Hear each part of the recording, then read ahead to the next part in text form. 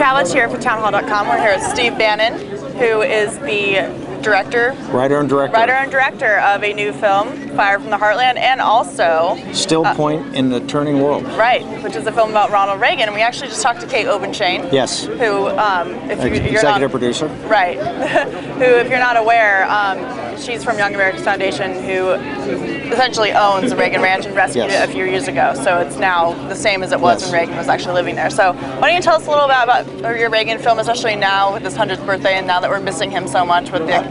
About a year ago, Young America's approached me. I had done a big war film about Reagan back in 2004 called In the Face of Evil, which really showed Ronald Reagan's one-man crusade to destroy communism in the 60 years that it took to do it, as kind of a metaphor for the war against Islamic fascism, how you take on a radical ideology. So many people in the Reagan movement and young people loved it because it didn't show, a lot of the mainstream media and even some of the Reagan hands are trying to show Ronald Reagan today as like Toastmaster-in-Chief or your favorite uncle, always ready with a quip. And I said, this guy was a warrior. He fought against the Republican Party his entire life. Forget the opposition. The opposition hated him, but he was always considered an outsider. One point I made in the war film, in 1984 at the Republican National Convention, when Ronald Reagan was the height of his power and was about to win 49 of the 50 states, the Republican delegates voted 58% to put a plank in the General Committee report for the nuclear freeze, and he said, "Take that thing out." And so nobody really ever had his back. And I tried to in this new film, they wanted a film to reach out to young people and to show. And I said, "Listen, when it comes time for the 100th anniversary, there's going to be so many people talking about Ronald Reagan. Let's do a film where Ronald Reagan talks for himself." And so we made the film. It's only in Reagan's voice with very little narration. And for the narration, I went and got Patrick Warburton, who plays Putty on Seinfeld, who's in The Family Guy. But this, I think, is very important for your audience, is that he's a guy in Hollywood that is a closet conservative, and he was so moved by the picture, by the ability to be a narrator for a film that Ronald Reagan's talking to a new generation of conservatives, that he said, I'll donate my time, and I'll basically come out of the closet and let people know that I'm a Reaganite. So we played it last week after for the 100th birthday weekend at the ranch. Governor Palin spoke on Friday night. Which was great. And she actually spent the day at the ranch on the horses. I think on Breitbart you saw some of the footage. Saw some of the photos. And then and she had Bristol and Willow with her. She and the little boy. She then Vice President Cheney came Saturday night, and the film ended the celebration. So we let the whole weekend end with Ronald Reagan in his own words. Which is great. So are you going to be showing this tonight in theaters tonight? Yes, well, we're premiering tonight in Cpac. Last year I made Generation Zero. We showed at the National Tea Party Convention. The next week at Cpac. We got such momentum because of if your viewers have not been to Cpac, it is the conservative circus. It is. And it really is. But it's fun. But and not just fun. It's so high intensity.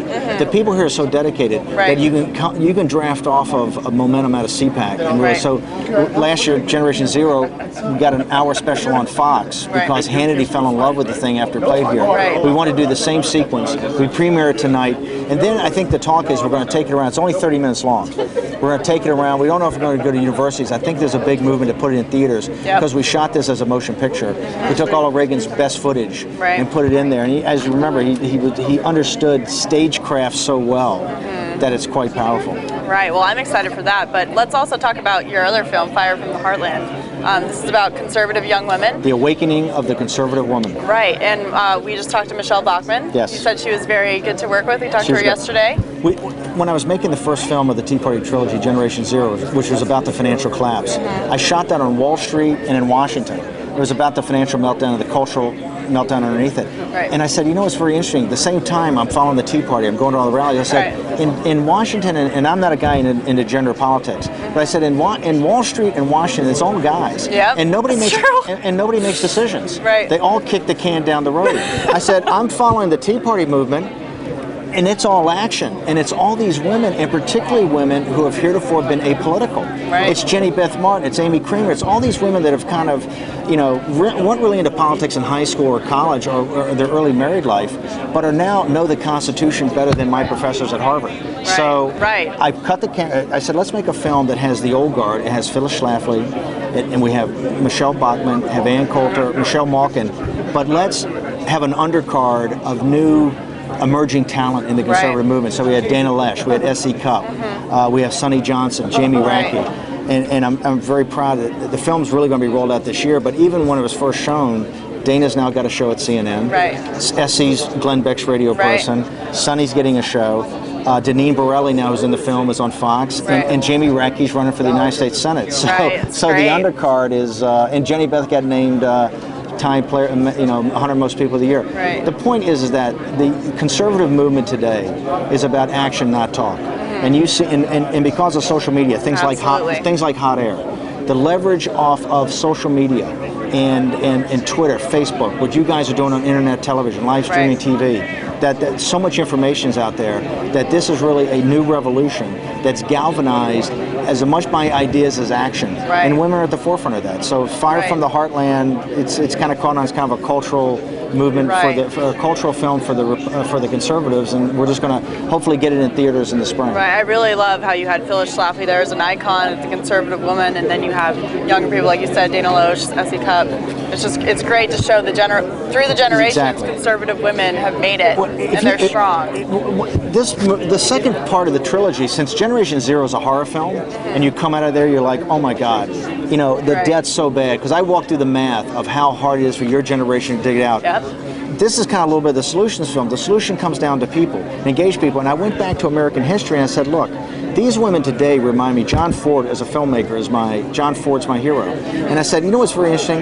These women are very much like the women in John, and John Ford did the mythical West. And so we went back to this film and did the colonial women, the pioneers, the frontier women, Phyllis Schlafly, Claire Booth Luce, Margaret Thatcher, kind of a continuation where it takes up to Sarah Palin, Michelle Bachmann, and quite frankly, your generation, because you guys are the tip of the spear of what change is going to happen. And so, but you see that there's a real continuum. The reason the United States has always been in good shape is the women have always been actively involved in making sure the homes are squared away and the families are squared away. Now they got to help take our government back and square away our government. Great. Well, I'm really excited for both of these, so we're looking forward to it. Great. Thank you so much. Appreciate it. Thank you. Awesome. Well, do you have a card? Yeah. Keep in touch.